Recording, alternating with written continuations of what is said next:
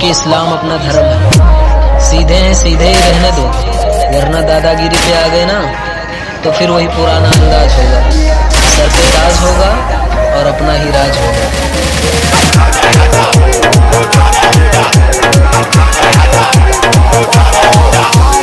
Dialogue बोलने का इतना ही शौक है तो छोटे मोटे कलाकारों के सामने बोला कर, अपने बाप के सामने नहीं।